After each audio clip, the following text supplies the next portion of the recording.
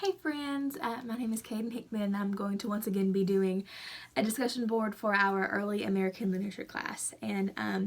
So this time it's on Whitman, and so I have chosen two of Whitman's poems and we're going to be reading through them and then discussing the annotations that I have made on these poems. So the first poem that I chose is By the Bivouac's Fitful Flame, and so I'll go ahead and read it.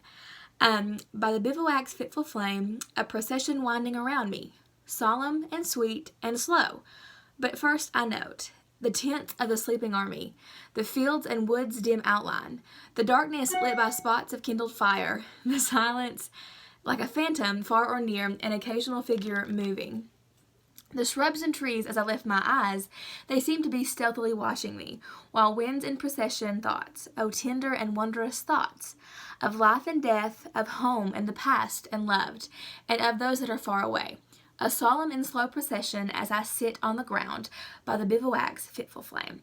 And so the first thing that I noticed whenever I read this was this is very typical of Walt Whitman, the way that it's structured and written and the language that he uses.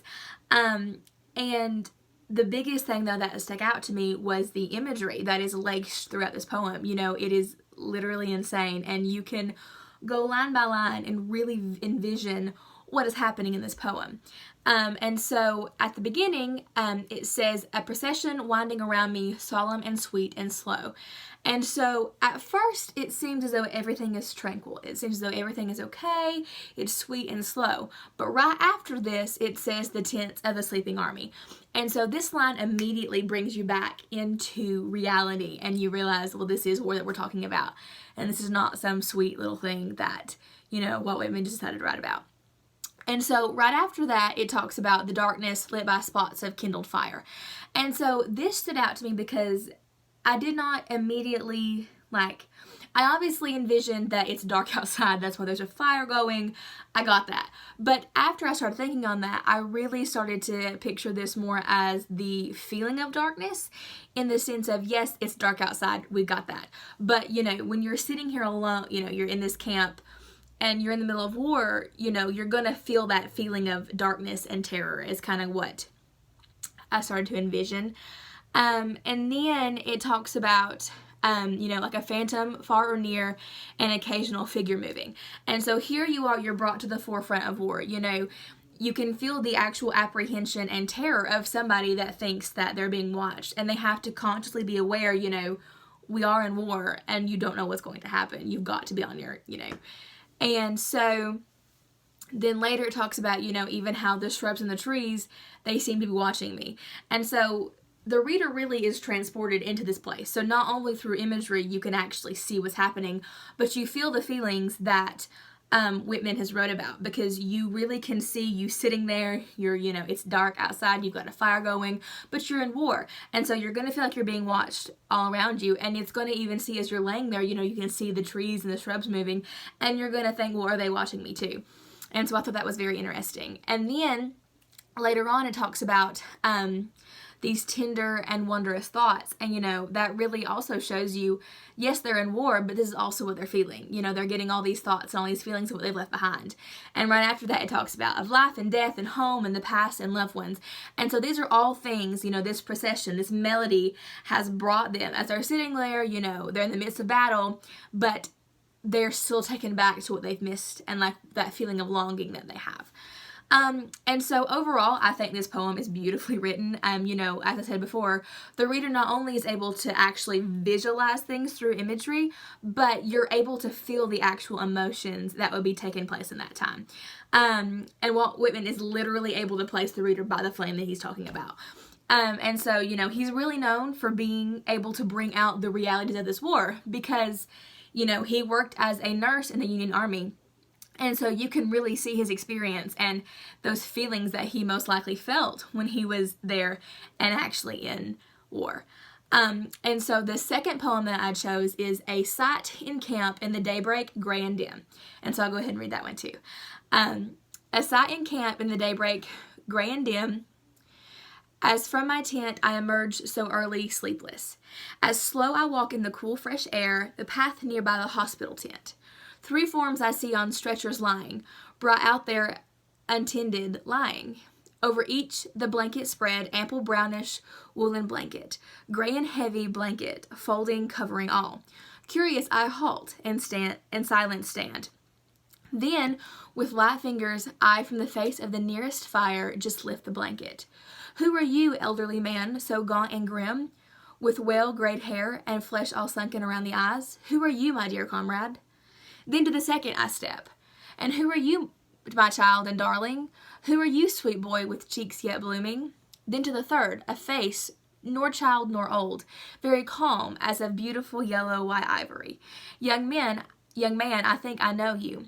I think this face is the face of Christ himself, dead and divine and brother of all, and here again he lies. So once again, this poem is thoroughly, infused and laced with imagery. I mean, once again, you are there with him in this poem. This one kind of hit, a lot differently. You're actually seeing the repercussions of what has happened. But, this reader throughout this poem is transported to that morning at daybreak.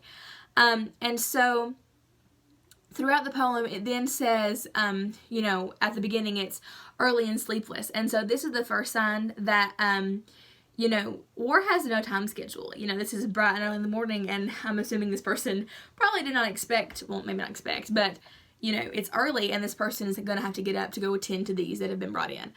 And so it doesn't respect, war does not respect anything. And so the first person we come across is an elderly man.